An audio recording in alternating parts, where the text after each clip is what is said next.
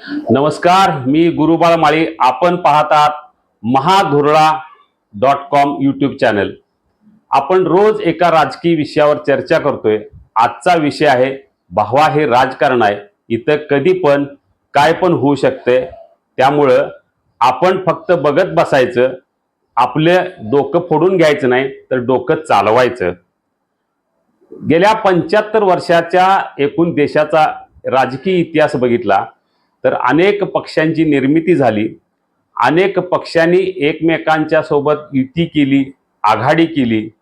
अनेक नेत्यांनी एका पक्षातून दुसऱ्या पक्षात उडी मारली, दुसऱ्या पक्षातून तिसऱ्या पक्षात उडी मारली आणि उडी मारताना ज्या पक्षानं आपल्याला मोठं केलं त्या पक्षाला नावं ठेवायला हे विसरले नाहीत.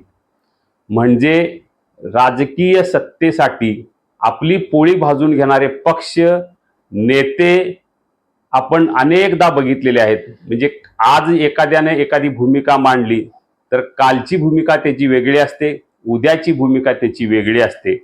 फक्त नेताच नव्हे तर पक्षाची भूमिका सुद्धा तशीच असते.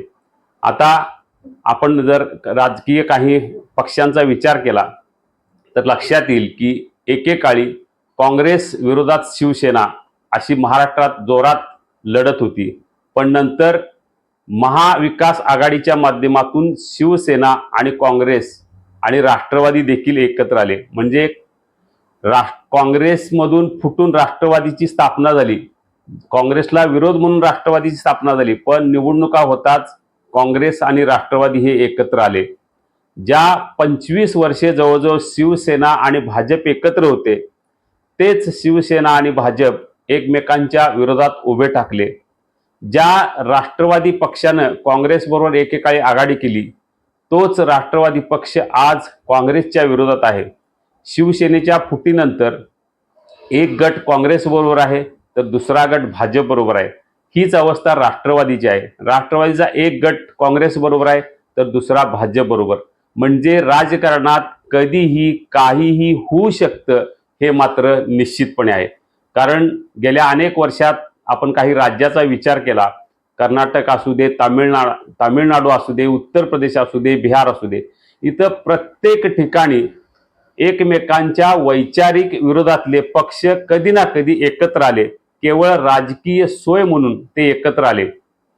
जेव्हा त्यांची सोय संपली तेव्हा ते एकमेकांना सोडून दुसरीकडे गेले. आता फक्त भविष्यात काँग्रेस आणि भाजप हे एकत्र येणं एवढंच शिल्लक आहे. तरीही काही ग्रामीण भागात तुम्ही गेला, ग्रामपंचायत किंवा पंचायत समिती अशा छोट्या मोठ्या निवडणुकीत काँग्रेस आणि भाजपची युती झाल्याचं आपल्याला पाहायला मिळेल. फक्त ते राज्य आणि देश पातळीवर झालं नाही, ते होईल यात शंका नाही. कारण राजकारणात कधीही काही होऊ शकतं. अनेकदा आपण नेते ज्या पद्धतीनं वागतात त्यांना आपण गद्दार, बंडखोर अशी काही उपाधी देतो. पण अनेकदा नेत्यांनी केलं की ती बंडखोरी, तो स्वाभिमान, आणि कार्यकर्त्यांनी एखादी गोष्ट केली की ती गद्दारी असं राजकारणात निश्चितपणे म्हणलं जातं. पण प्रत्येकानं राजकारणात आपली सोय पाहणं महत्त्वाचं असतं. कारण त्यांना राजकारणात आपलं स्थान टिकवायचं असेल तर काही वेळा मूल्यांना मुरड घालावी लागते. कारण जो अशा पद्धतीनं मुरड घालतो तोच अनेकदा पुढे जातो आणि जो निष्ठावान असतो तो शेवटपर्यंत सत्तेच्या ठिकाणी जात नाही. कधी कधी गेला तर पदं मिळत नाहीत. त्यानं फक्त सतरंजी उचलायचं एवढंच काम त्याच्या ठिकाणी राहतं. आपण काही उदाहरणं घेतली, सत्ता बदलल्यानंतर किंवा एखादा पक्ष बदलल्यानंतर काय होतं तेही कधी कधी धोकादायक ठरतं.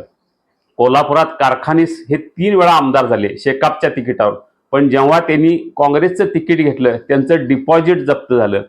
म्हणजे पक्ष बदलल्यानंतर सत्ता मिळते किंवा पद मिळते किंवा विजय होतो असंही नाही. अनेकदा पराभव सुद्धा पत्करावा लागतो.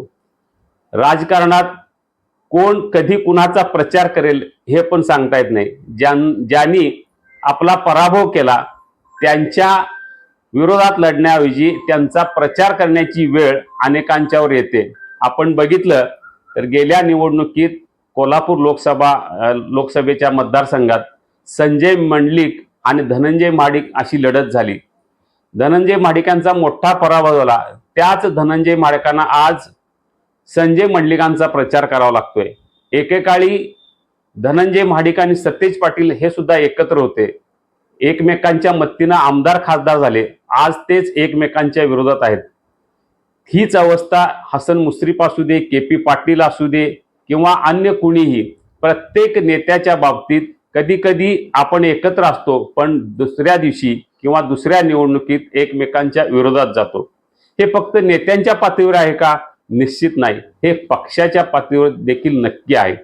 हे का होतं याची अतिशय महत्त्वाची कारणं म्हणजे प्रत्येकाला या राजकारणात आपलं स्थान बळकट ठेवायचं आहे।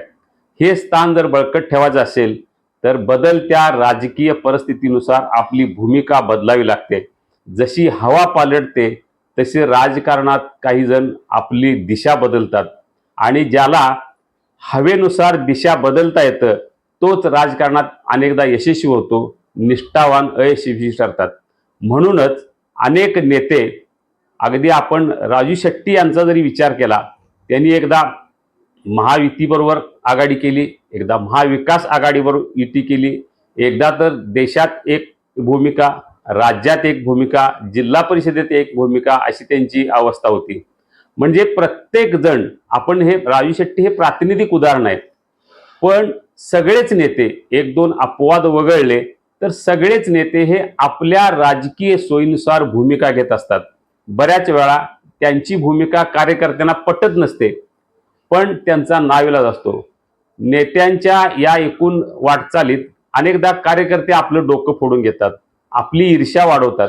खरं तर राजकारणात हे चुकीचं आहे, कारण नेते जर सोयीनं वागत असतील तर तुम्ही कशाला डोकं फोडून घेता? त्यापेक्षा डोकं चालवा। असं डोकं चालवला तर तुमची प्रगती निश्चितपणे होणार आहे, कारण प्रत्येक जण सत्तेसाठी इथं राजकारणात आलेला असतो।